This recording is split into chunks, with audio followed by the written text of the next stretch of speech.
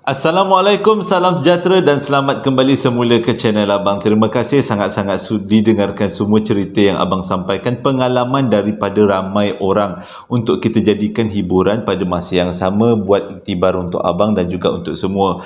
Jadi, Abang doakan yang menonton video Abang pada hari ini, hari akan datang dan juga hari yang lepas, semoga dipanjangkan umur, diberikan kesihatan yang baik, dipermudahkan segala urusan, diberikan rezeki yang melimpah ruah, diampunkan dosa kita semua oleh Allah Ta'ala. Amin ya Rabbal Alamin. Mana tahu ada amin di antara penonton-penonton yang mengaminkan doa ni, aminnya dimakbulkan Allah. Jadi samalah abang kira menumpang tuah jugalah. Jadi hari ni abang nak sampaikan 3 cerita, disampaikan oleh 3 orang berbeza.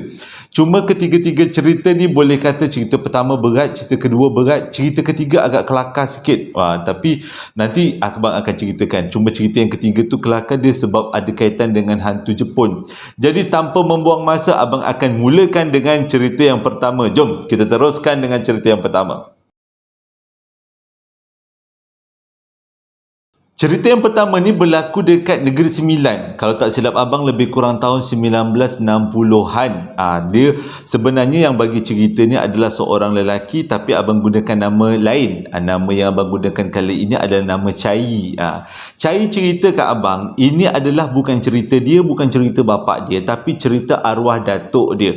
Arwah datuk dia pernah ceritakan kat dia kisah satu orang lelaki yang sangat terkenal dekat kampung dia orang. Tapi abang tak minta maaf sangat-sangat, abang tak dapat nak beritahu di mana lokasi sebenar cerita kali ini, sebabnya waris ni masih ada lagi hidup sampai sekarang. Tahun 1960, Datuk Cai cerita kat Cai lah, dia kata. Tahun 1960, hiduplah seorang lelaki yang gila-gila, boleh dikatakan terkenal di kawasan tu. Abang hampir nak tersebut nama daerah. Okey, terkenal sangat dekat kawasan tu sebabnya dia seorang yang rajin tolong orang. Sebab apa dia suka tolong orang? Terutama kalau buat kerja-kerja kebun. Sebab dia ada kudrat yang lebih. Dia boleh menebas, dia boleh menoreh, memetik buah pada masa yang sama. Dia punya otot-otot badan sangat berketul-ketul. Jadi disebabkan tu ramai orang suka minta dia tolong dan orang akan bagi upah. Itu cara dia cari duit. Walaupun pada waktu tu umur dia dah 60 lebih, tapi kudratnya Allah bagi lebih daripada orang biasa. Sebab tu dia boleh buat kerja-kerja kampung pada waktu tu yang orang lain tak boleh buat, tapi dia boleh buat. Dan dia berkawan baik dengan atuk si Cai ni. Jadi disebabkan dia kawan baik, tapi walaupun kawan baik, atuk Cai tak tahu pun yang si lelaki ni ada mengamalkan satu benda yang pelik. Cerita dia macam ni. Waktu tu dia kata, waktu 1960-an tu, memang si lelaki ni banyak buat kerja-kerja lah. Macam-macam kerja dia buat. Tapi nak dijadikan takdir Allah Ta'ala, tengah-tengah dia buat kerja menebas-nebas kebun, tiba-tiba dia kena serangan jantung. Bila dia kena serangan jantung, dia pun dipapah bawa balik ke rumah. Macam mana dia bawa balik ke rumah? Mungkinlah, yang ni tak ada dalam cerita. Mungkin pada waktu dia kena serangan jantung tu, dia bersama dengan beberapa orang lain yang tengah buat kerja kampung tu. Jadi pada waktu tu orang dah nampak dia pengsan, bawalah dia pergi balik ke rumah lah, rumah bini dia. Jadi kisah si lelaki ni sakit ni memang menjadi heboh satu kampung, sebabnya tak pernah lelaki ni sakit. Dia memang sangat bagus dalam buat kerja. Jadi dia punya kudrat dia hebat. Jadi jarang sakit, dan bila dia sakit, orang ramai anggap tu sesuatu benda yang pelik lah, dia kata. Sebab daripada muda orang kenal dia memang tak sakit-sakit, tapi dia kata ini dah takdir Allah Ta'ala. Jadi bila dia dekat rumah tu, dia dah tak boleh bangun. Boleh dikatakan kalau sekarang ni kita anggap macam lumpuh lah juga. Dia tak boleh bangun. Jadi bini dia dengan anak-anak dia yang jaga dia, yang suap dia, penuhi segala keperluan dia. Ia buang air, ia makan, semuanya memang bini dia dengan anak-anak dia yang uruskan. Hari berganti hari, bulan berganti bulan. Tak sampai bulan sebenarnya, minggu berganti minggu. Akhirnya lelaki ni memang daripada orangnya berotot-otot, habis kering, jadi macam mayat tulang bermayat. Maksudnya abang memang kurus habis pada waktu tu. Jadi Bila dia dengar, orang dengar dia dalam keadaan yang sangat uzur, jadi ramailah orang datang melawat, termasuk atuk si Cai ni. Atuk dia pun datang melawat, tengok-tengokkan, kerana kawan baik kan, memang nak tengok kurang-kurang dapat tolong doa-doakan. Tapi bila atuk dia sampai ke rumah lelaki ni, memang terkejut sangat dia tengok, sebabnya bukan macam yang dia kenal sebelum-sebelum ni, sihat walafiat, gagah perkasa, dah tak ada dah. Dia memang jadi lain, memang tinggal tulang dengan kulit, habis kering. Jadi si Datuk Cai ni tanyalah dengan si bini dia, awak tak bagi makan ke laki awak ni? Dia kata, bukan tak bagi makan, dia kata banyak dah bagi makan, macam-macam makanan bagi, terutama kalau buat telur separuh masak, dia memang paling suka, dia kata. Tapi dah makan banyak, pelik keadaannya tak gemuk-gemuk, tetap juga kurus. Jadi memang menjadi lumrah pada waktu tu, kalau dah tengok keadaan macam tu, dah memang sahlah yang sebenarnya lelaki ni memang ada membela, cumanya dia tak bagi tahu orang, terutama termasuklah kawan-kawan baik dia. Jadi bila dah macam tu, si Datuk Cai ni pun pergilah jumpa imam, mintalah imam datang tengok-tengokkan. Tapi waktu dia jumpa imam tu, Datuk si Cai ni beritahu pada imam tentang sesuatu benda yang pelik. Dia beritahu imam, dia kata, masa saya melawat lelaki tadi, yang kawan kita yang dalam keadaan terbaring tu, saya perasan dekat sebelah badan dia, sebelah kepala dia tu ada lilin. Lepas tu saya tanya dengan isteri dia, lilin tu untuk buat apa? Lepas tu suami isteri dia cakap lilin tu memang saja dinyalakan, suami dia suruh. Sebab dia kata sukalah tengok lilin tu. Jadi tak apalah, okeylah dia kata. Tapi bila si Atuk Cai ni beritahu dekat imam, adakah lilin tu ada kena mengena dengan ilmu hitam yang diamalkan lelaki itu? Tapi imam beritahu itu tidak mustahil, ada macam-macam jenis ilmu hitam, dan itu mungkin salah satunya lilin tu sebagai syarat untuk dia terus hidup. Jadi kalau lilin tu mati, mungkinlah dia akan mati, kata imam tu. Okey. Jadi imam ni pun dengan dia punya pengaruh, dia panggillah ramai-ramai orang kampung, beritahu pada hari Jumaat ni, Jumaat selepas sembahyang asar, kita ramai-ramai pergi rumah si lelaki ni, kita bacakan Yasin, bagi-bagi Allah mudah-mudahkan perjalanan dia untuk terus sihat, ataupun kalau tak ada rezeki untuk terus jalan. Jadi dia Yasin tu digunakan sebagai jalan terakhir untuk dia sehat ataupun sakit, macam tu, ataupun terus meninggal, macam itulah. Jadi bila dengar saranan daripada imam ni, ramai-ramailah orang kampung kumpul dekat rumah lelaki ni seperti hari yang dijanjikan, iaitu hari Jumaat petang selepas asar, ramailah kumpul. Jadi bila sampai dekat rumah tu, memang masih ada lagi lilin yang dinyalakan dekat sebelah lelaki yang tengah terbaring tu, cumanya lilin lain. Jadi si Datuk Cai ni pun tanyalah, lilin ni memang digantikan ke ataupun macam mana, memang lilin hari tu? Dia kata, tadi bini dia cakap ini memang lilin bukan lilin yang kekal, lilin yang kalau dah nak habis kita gantikan dengan lilin baru. Jadi Datuk dia tanya, kalau lilin tu terpadam apa jadi? Dia kata, kalau lilin tu terpadam, nanti suami saya akan mengamuk-ngamuk. Okey. Jadi petang tu ramai-ramailah berkumpul, baca Yasin, berdoalah, mohon kepada Allah Ta'ala supaya dipermudahkan segala urusan si lelaki yang memang dalam keadaan yang uzur tu. Jadi bila dah habis baca Yasin, dia orang pun teruskan dengan aktiviti berdoa dan berzikir. Waktu tengah berzikirlah tiba-tiba angin kuat gila dekat luar, sampaikan angin tu meniup masuk dalam rumah dan tiup lilin tu sekali, dan lilin tu pun padam. Adakah pakcik tu mati? Tak, dia tak mati. Tapi lepas lilin tu padam, lelaki tadi yang dalam keadaan terbaring tu terus bangun dan menjerit-jerit minta lilin tu dinyalakan semula. Nyalakan lilin, aku nak lilin. Macam tu lah lebih kurang agaknya abang buat lakonan semula. Dia menjerit-jerit dah suruh lilin tu dinyalakan. Jadi bini dia dah kalang kabut, nyalakanlah lilin di atas bantuan orang ramai dan juga anak-anak dia. Bila lilin tu top menyala je, pakcik tu, lelaki tu terus sihat balik, dia terus baring balik, terus dia tak buka mata, diam macam tu. Jadi lepas habis buat bacaan Yasin tu, Imam tanyalah dengan si isteri, dah lama ke keadaan suami dia pelik-pelik macam ni? Ada tak suami dia amalkan benda-benda yang pelik? Jadi si isteri pun bagi tahu sebenarnya suami dia mengamalkan susuk kuat. Sebab itu suami dia, tujuan dia amalkan susuk kuat ni adalah untuk mendapatkan rezeki, untuk buat kerja, menampung keluarga.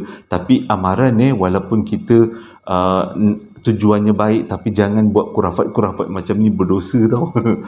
Jadi bini dia cakap itu adalah tujuan utama suami dia ni amalkan ilmu-ilmu macam tu untuk cari rezeki keluarga.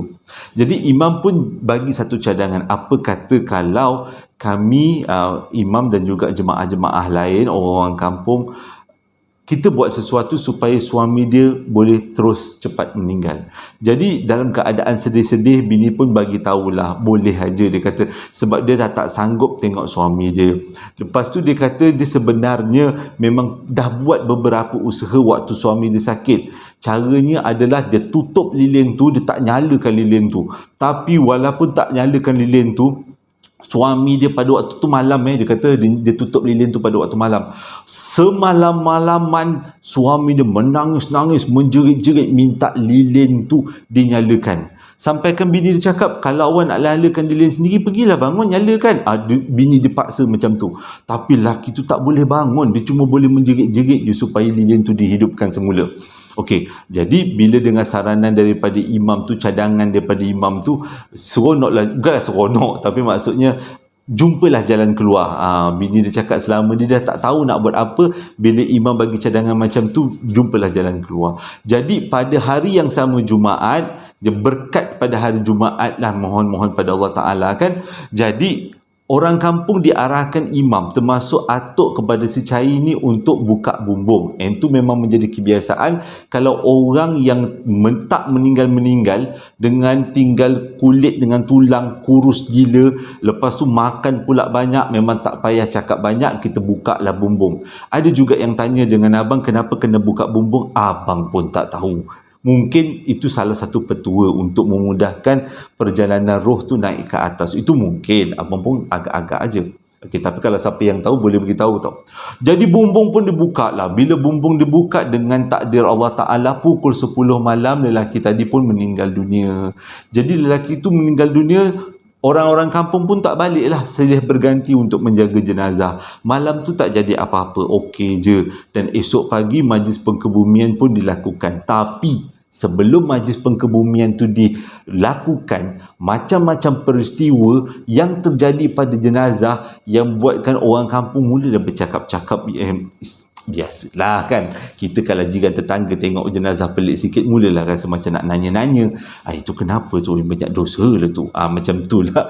Bukan orang lain, abang pun sendiri kok tengok macam tu nak juga bertanya-tanya kan, dia kepo-kepo. Jadi peristiwa pertama yang terjadi dekat jenazah tu, waktu tengah mandi. Waktu tengah mandi pada waktu tu 1960-an, diorang tak mandi pakai dalam tong jenazah, tong mandi mayat tu bukan. Diorang mandikan dekat atas batang pisang dekat atas rumah. Jadi waktu mayat tu dibaringkan atas batang pisang ke batang pinang ke, lebih kurang lah salah satu, sebab dalam email tu abang pun tak pasti batang pisang atau batang pinang. Sebabnya macam kejap batang pinang, kejap batang pisang. Jadi abang pun ambil batang pisang. Okey. Jadi jenazah pun diletakkan atas batang pisang. Sewaktu jenazah tu nak sendingkan, maksudnya nak bukan terbalik kan, nak disengitkan supaya nak mandikan dekat bahagian belakang. Abang rasa faham semua. Jadi mayat tu nak disengitkan. Waktu disengitkan tu, mayat tu terbalik, berguling-guling. Tak adalah berguling banyak, puk-puk 2-3 kali berguling. Dah kecoh satu rumah, tak pernah jadi di orang dalam kampung tu. Mayat tu boleh terbalik, lepas tu terbalik lagi sekali. Mungkin sebab keadaan lantai dan juga keadaan batang pisang tu yang memang tak berapa nak rata, dan orang pun terlepas pegang, dan mayat tu boleh terbalik macam tu. Kita kalau abang dah seram dah. Dia terus tak jadi pemandi jenazah dah lepas tu.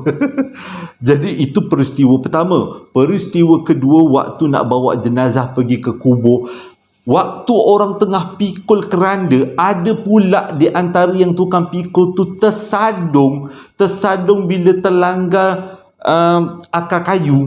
Sek baik waktu tu jenazah tak jatuh. Ikut cerita daripada Datuk Cai tadi, mujur jenazah tak jatuh. Kalau jenazah jatuh, tergolek dia punya gula-gula macam tu, oi gila. Jadi cerita lain dah lepas tu. Alhamdulillah, tapi dah sengit-sengit juga kerana pada waktu tu. Itu cerita kedua. Maksudnya dia punya peristiwa kedua. Naik peristiwa ketiga, waktu nak kebumikan.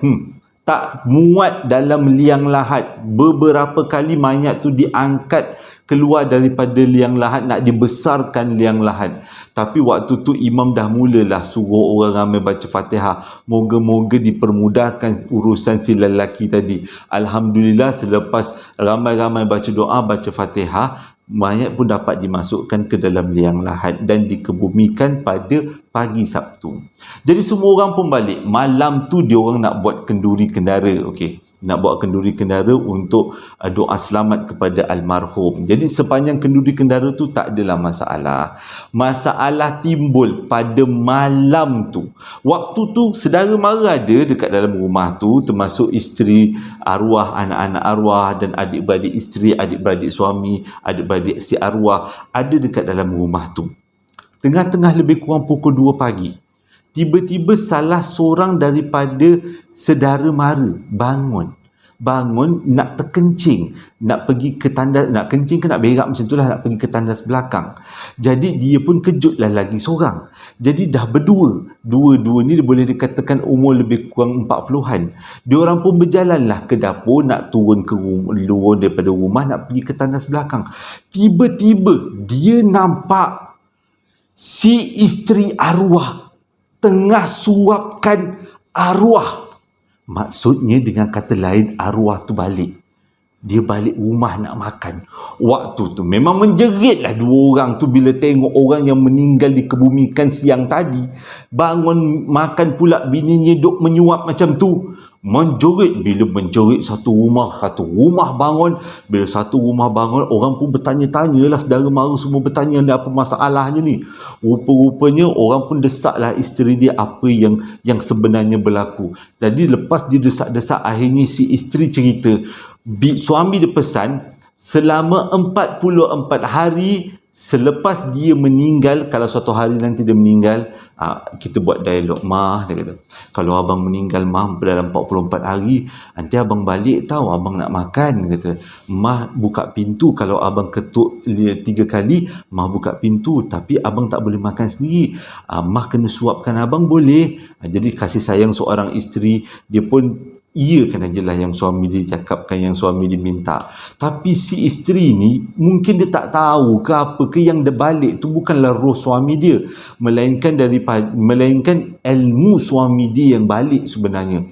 Jadi kecoh lah cerita ni bila dah satu rumah tahu. Jiran tetangga tahulah kan. Jadi pada siapa-siapa yang tahu tentang kisah ni, bolehlah kongsi-kongsi cerita-cerita, sambung cerita abang kat bawah.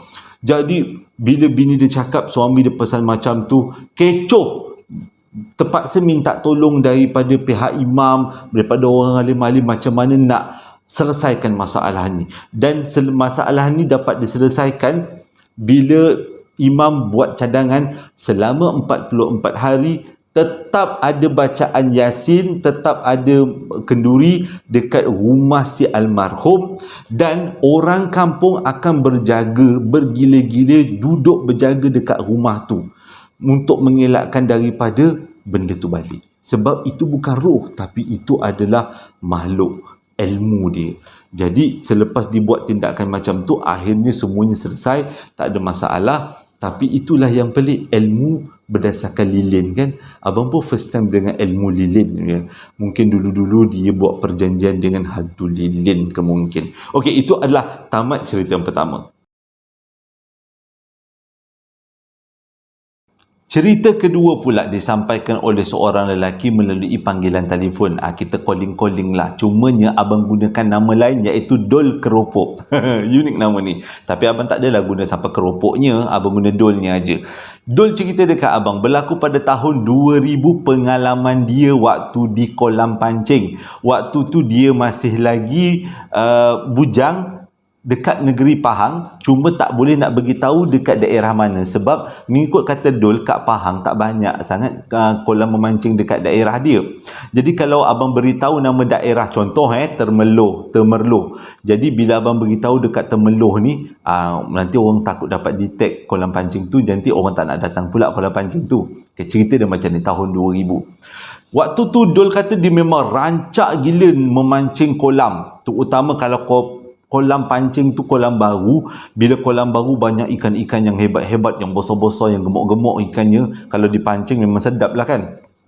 Lepas tu pula dia ni memang pantang kalau ada pertandingan memancing. Sebab ni Dol kata dia memang ada kepakaran dalam memancing, memang hebat. Kalau masuk show menang, tak nombor 1, nombor 2, tak nombor 2, nombor 3, tak pun sagu hati, tapi tak akan pulang dengan tangan kosong, mesti menang. Jadi pada tahun 2000 tu Dol cakap dia dapatlah mesej daripada kawan dia. Waktu zaman tu handset biasa dia lah, handset 3310, handset yang tak ada WhatsApp. Handset tu dia masuk mesej macam biasa je. Dia kata pada waktu tu 2000 2001 macam tu, dia dapat mesej daripada kawan dia yang dia kata ada jomlah kita berkumpul-kumpul. Dia kata aku ada cerita best untuk beritahu kau. Jadi Dol ni memang tak menyempat-nyempat pun, teruslah pergi. Dia terus pergi jumpa kawan dia. Lepas tu dia tanya dengan kawan dia, ada berita baik ke? Rupanya kawan dia cakap, ada berita baik. Ada pertandingan memancing. Bila dengar pertandingan memancing, Dol ni memang mengeritik tangan dia. Memang nak membaling pancing tu. Orang kalau dah suka pancing memang lain macam tau. Dia punya semangat tu memang lepas tu dia punya usaha dia ke arah tu memang kuat sangat. Jadi bila dengar macam tu, Dol terus pasang telinga, pasang hasrat nak masuk pertandingan memancing tu. Waktu tu bila kawan dia beritahu dekat lokasi mana, dekat mana sih, Dol terus masuk dalam otak. Sambil-sambil tu pula Dol pun bercerita. Dia orang dah kumpul ramai-ramai, dia pun cerita. Selain daripada pertandingan mancing, dia orang cerita ada satu kolam lain. Dia kata kolam tu memang dah lama tinggal. Katanya kat situ macam ada seram-seram sikit. Okey, jadi Dol pun kata kita bukan nak pergi kat kolam tu, kita nak pergi yang kolam memancing tu, dia kata. Jadi okeylah, bila balik rumah tu Dol rasa semangat. Dia beritahulah dekat mak ayah dia yang dia nak masuk pertandingan memancing sekian-sekian tarikh. Mak tak payah masak, pada sekian-sekian tarikh saya sure bawa ikan, bawa hadiah. Okey, lebih kurang macam itulah. Jadi pada hari seperti harinya, diorang pun bertiga ni memang dah siap-siap nak pergi pertandingan memancing tu. Pertandingan memancing tu dilakukan pada waktu malam, lebih kurang pukul 8 malam hingga pukul 12 malam. Waktu barulah habis, baru dapat hadiah semua. Jadi bila dah pukul 6 tu, Dol dah siap-siap semua. Dia pun tiba-tiba dapat mesej daripada kawan-kawan dia. Rupanya kawan-kawan dia tak jadi datang. Dua-dua kawan dia tak jadi datang atas atas sebab-sebab yang tak dapat dielakkan. Jadi Dol ni pun kawan tak datang nak buat macam mana, tak akan nak batalkan. Dia dah bersemangat, dia punya semangat tu dah lain macam ni. Itu kalau ditahan-tahan mau bulan pun runtuh, dia kata.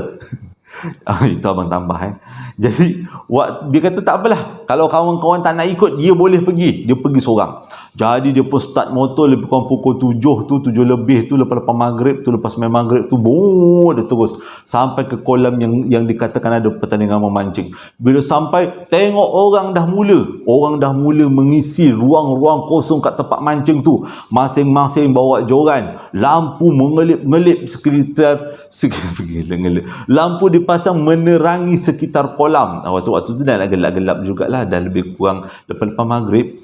Kolam tu dia kata tak adalah jauh sangat daripada rumah dia, tapi dia agak ke dalam sikit. Dan tu adalah kolam baru. Itu dikira macam pembukaan dan tak ramai yang tahu yang ada pertandingan ni. Hanya orang-orang tertentu yang memang kaki-kaki pancing. Sebab ni sebagai macam pembukaan, dia kata, jadi untuk macam naikkan seri tempat kolam tu lah, pembukaan untuk kolam baru. Jadi bila Dol sampai dekat situ, dia pun seronok, dia pun terus cari pot, dah daftar diri cari pot. Dia kata dia teruslah letak pancing. Bila letak pancing, dia pun relax nak tunggu ikan naik kan. Jadi dia sambil nak tunggu tu, dia makanlah cokodok bini dia bawa daripada rumah. Bini dia lah, mak dia sediakan cokodok tu, makanlah. Bila makan okey lah, tiba-tiba dia terasa nak kencing. Bila dia terasa nak kencing, dia pergilah ke toilet. Sampai dekat toilet, dia buang air. Dia baru perasan toilet tu tak ada air. Lepas tu pula toilet tu buruk gila, dan toilet tu berbau hamis. Dia kata pada waktu tu, dia kata sampai sempat jugalah dia memaki-maki Hamun jugalah. Kata tempat baru, tapi kenapa tandas ni macam dah 400 tahun tinggalnya. Dia orang tak bela ke? Patutnya dia orang kena basuh dulu. Sempat merungut, sempat. Jadi lepas dah buang air tu, dia terpaksa dah cuci-cuci pakai daun-daun yang ada. Dia pun pergilah balik kat tempat pancing dia. Bila balik kat tempat pancing tu, tunggu lagi. Bila tunggu, ikan tak naik-naik, tak dapat-dapat pula ikannya. Jadi dia pun dah nak buat macam mana? Tunggu je lah. Sambil-sambil tunggu tu, tiba-tiba datang pula serangan kedua. Sakit perut. Waktu tu orang masih lagi ramai tau, tapi sunyilah, senyaplah. Sebab waktu memancing tak boleh bising-bising katanya. Abang tak tahu je betul ke tidak. Jadi waktu memancing tak boleh bising, kena senyap. Tapi orang ramai lah. Lampu meriah lah, mengelip-ngelip lah lampu. Jadi bila dah sakit perut, dia pun bawa air botol daripada rumah. Sebab nak cebok kan, kejap lagi memang tak ada air kat tandas tu kan. Jadi dia bawa air botol tu pergi ke tandas. Bila pergi ke tandas, masuk dalam tandas, dia punya bermerut, dia tak boleh cerita. Banyak pula buangnya. Tapi waktu dia buang tu, dia dengar dekat luar orang riuh gila, macam dah ada pemenang. Tapi dia pelik. Bukannya pertandingan tamat pukul 12 ke? Kenapa macam ada orang pemenang? Orang bersorak-sorak, bertepuk-tepuk tangan. Macam dah habislah pertandingan tu. Lepas tu dia pun cepat-cepatlah cebok. Cebok mana yang perlu je lah kan. Yang istinjak semua tu. Bila dah habis cebok tu, dia pun nak keluar lah daripada toilet. Setengah-tengah dia bersiap-siap nak keluar, dia perasan ada benda pelik. Iaitu tak ada bunyi apa pun. Senyap. Tadi orang meriah tau, seolah-olah macam dah ada pertandingan dah tamat, orang dah dapat hadiah. Tapi pula senyap kali ni. Dia pun keluar daripada toilet. Sekali dia tengok kat luar, lampu tak ada, orang pun tak ada, tapi pancing ada. Pancing banyak dekat tepi-tepi kolam tu, pancing joran-joran tu banyak. Tapi orang tak ada. Lampu yang tadi cerah gelap, tak ada lampu. Jadi Dol pun duduk balik kat tempat dia. Dia tengok pandang kiri, pandang kanan. Mana orang ni pergi? Aku kena prank ke apa? Okey, tapi dia tunggu. Kalau 10 minit tetap tak ada orang, tetap tak nyalakan lampu, dia bungkus-bungkus, dia balik. Jadi dia pun tunggu. Dia perhati kat keliling. Kenapa gelap? Dan bila selepas 10 minit, keadaan tak berubah, dia pun terus bungkus barang dia, tarik balik joran dia. Tak menang pun tak apalah, jangan dia kena prank dengan alam sebelah, sudah, dia kata. Jadi dia pun bungkus, dia pun pergi kat motor dia. Start motor dia, tak boleh pula menyala. Takkan nak tolak motor, komen jauh lagi daripada kolam pancing tu nak ke jalan besar. Tak apalah, dia kata, dia tengok belakang, keadaan kolam tu gelap macam tu aja. Jadi dia pun tolak lah. Dia dalam hati berzikir-zikir, Allahumma salli ala sayyidina Muhammad, la ilaha illallah, Allahu akbar. Semua ada package. Waktu dia tolak dah jauh daripada kolam, tiba-tiba dia dengar dekat kolam bising. Bunyi macam ada orang menang, macam orang menang pertandingan. Dia pun toleh ke belakang. Korang tahu apa dia nampak? Lampu komen cerah lagi. Seolah-olah macam mula-mula dia datang. Dia pun pelik. Tadi orang gelap, tak ada orang, lampu tutup. Ini prank ke apa? Tapi dia dah setengah jalan nak balik ke rumah. Alang-alang balik teruslah, takkan dia nak pergi balik kat tempat pertandingan. Jadi pun dia pun tolaklah motor sampailah ke jalan besar. Bila sampai dekat jalan besar, dia cuba start motor, boleh. Motor tu boleh menyala. Cepat dia pergi rumah kawan dia. Waktu tu lebih kurang pukul 10 malam je, tak lama mana pun. Sampai dekat rumah kawan dia, dia pun ceritalah dekat kawan dia begini. Lepas tu kawan dia pelik. Dia kata, memang betul pertandingannya malam ni. Dia kata, lepas tu dia tanyalah Dul, kau pergi kat kolam mana? Lepas tu Dul beritahulah, aku pergi kat kolam sekian, tepuk dahi kawan dia. Sebenarnya Dul tertukar kolam. Ingat tak masa mula-mula dia berkumpul, dia ada cerita 2 kolam. Satu kolam yang baru buka nak buat pertandingan, satu lagi kolam yang dah lama katanya mengerikan. Dul tertukar benda dia pergi ke kolam yang mengerikan ni, bukan kolam baru. Sebab itu dia jumpa tandas yang keadaannya uzur, pelik. Tandas ni macam 400 tahun tak dibela. Jadi dia pun kata, tapi dia kata waktu dia pergi sampai dekat kolam tu, memang ada pertandingan. Dia kata memang ramai orang, cuma dia pelik orangnya senyap, dan orangnya adalah orang yang dia tak pernah jumpa pun sebelum ni.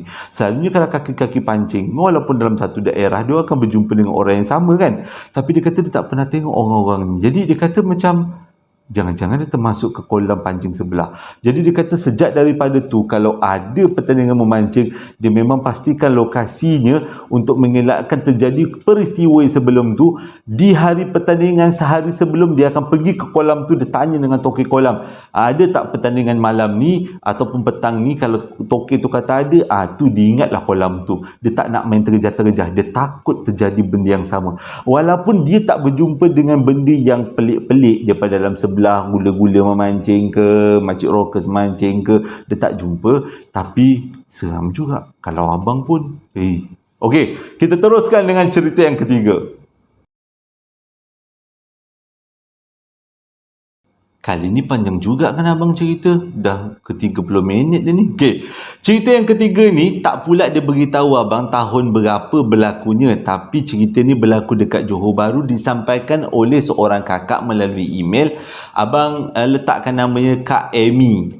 Berlaku dekat JB, Kisah Budak Kilang. Lebih tepat lagi, Kisah Hantu Jepun. Berlaku pada, betul-betul dia beritahu abang lupa, tahun 1986 dekat Johor Bahru. Bukan dia tak beritahu, dia beritahu, lupa.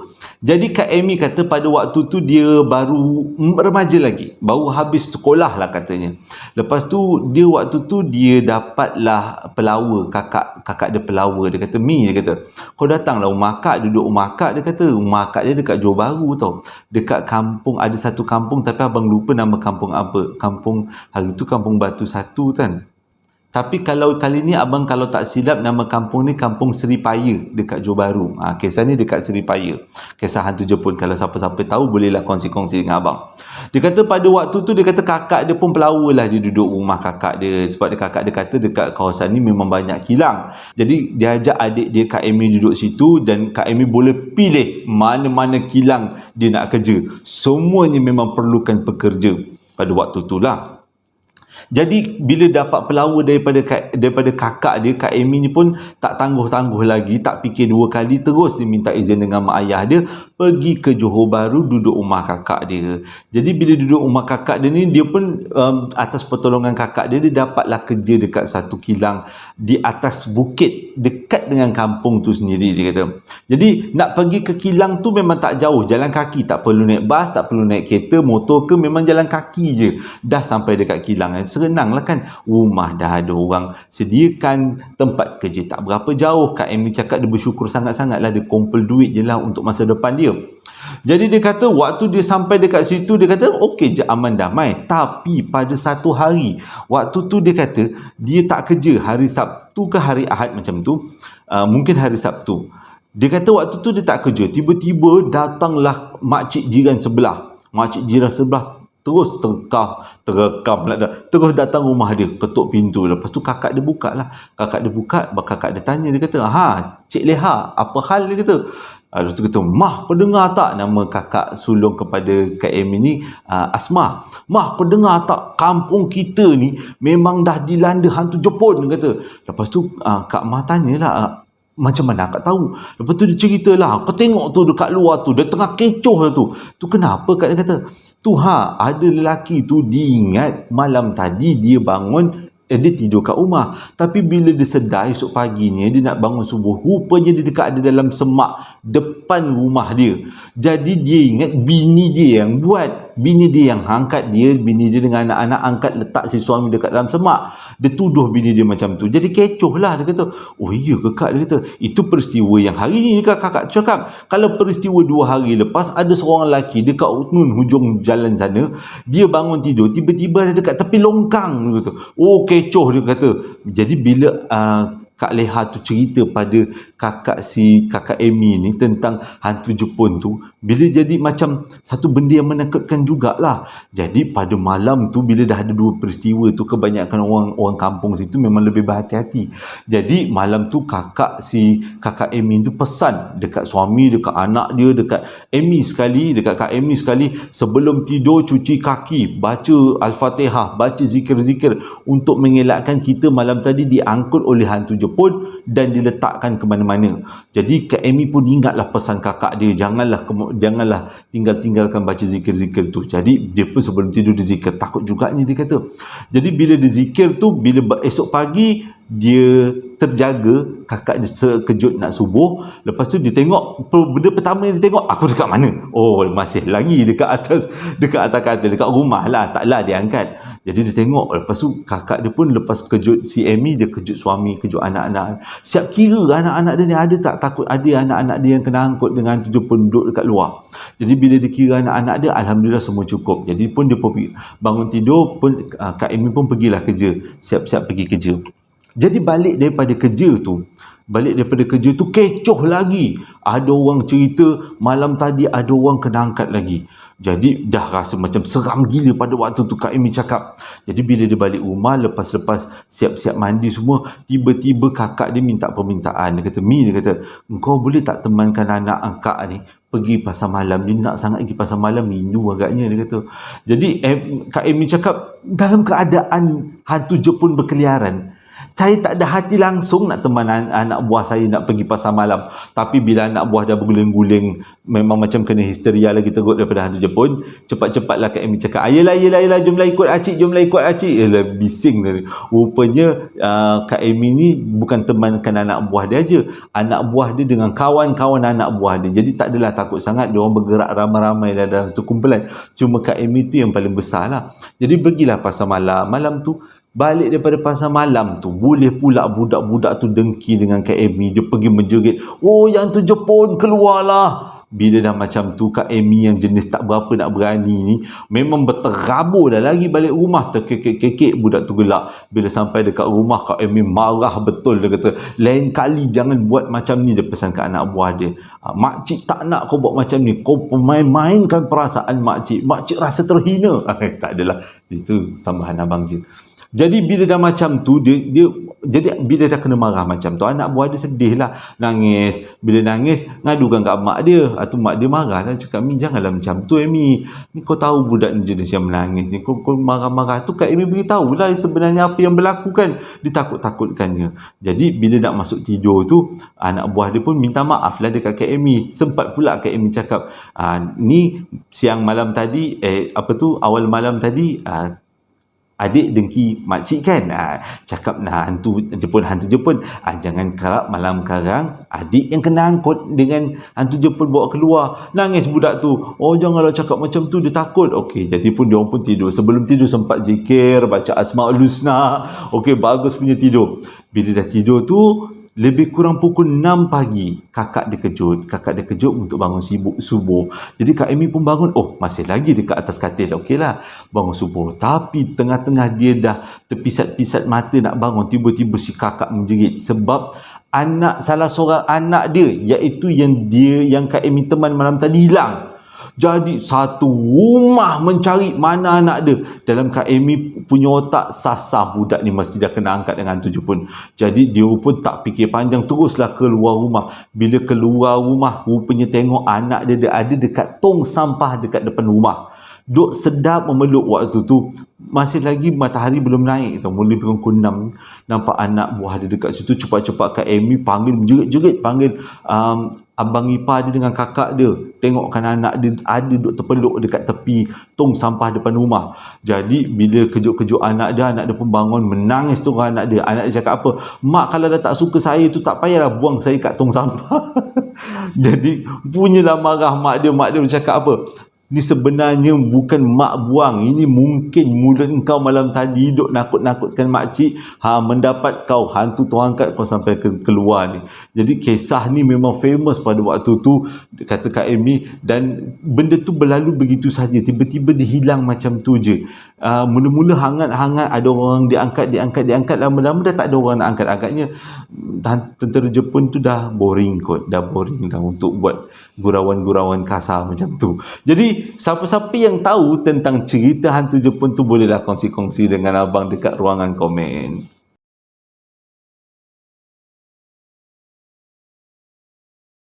Terima kasih dah menonton video abang daripada mula sampai habis. Pengalaman daripada ramai orang abang kongsikan untuk hiburan kita semua dan juga pengajaran kita semua. Dan abang ucapkan terima kasih sangat-sangat dah yang membeli baju nak dijadikan cerita dan juga sambal lara yang abang jual. Dan ramai juga yang cakap sambal yang abang jual ni memang tak ada sebiji pun rasa manis. Memang abang tak buat manis, sambal tu memang abang buat sambal pedas. Memang susur galur rasa sambal wajib pedas kan. Memang betul pedas. Itu Negeri Sembilan punya style. Negeri Melaka. Terima kasih sangat-sangat dah menonton video abang. Hingga berjumpa lagi dalam posting abang yang akan datang. Assalamualaikum warahmatullahi wabarakatuh.